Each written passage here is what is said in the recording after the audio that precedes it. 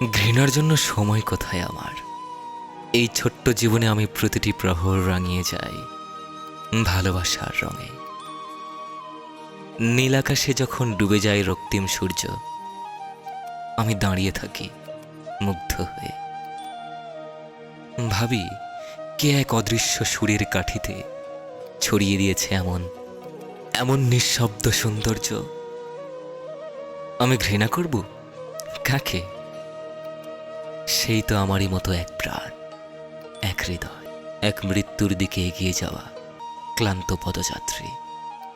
না বন্ধু, আমি পারি না ঘৃণা করতে। আমি সময় পাই না, কারণ প্রতিটি ভোর আমাকে ডাকে ভালোবাসার নামে, করুণার নামে। পাখির কণ্ঠে জেগে ওঠে এক পবিত্র তান, শিশুর হাসিতে ফোটে সৃষ্টির গোপন আহ্বান। আমি চেয়ে থাকি, আমি শুনি, আর ভালোবাসতে থাকি অন্ধকেও, বিভ্রান্ত পথিককেও। তাকে ঘৃণা করব কেন? সে তো আলো চেনে না।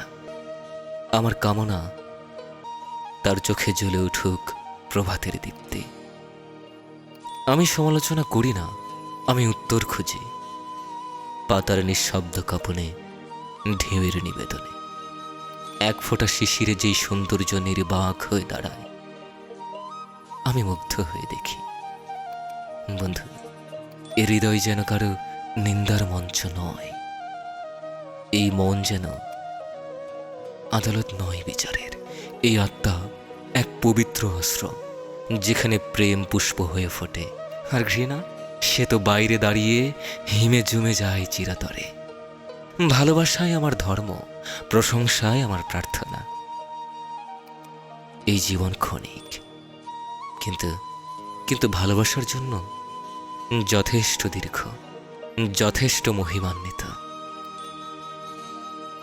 শুনছিলেন কবি এম জামানের লেখা কবিতা ঘৃণার জন্য সময় কোথায়।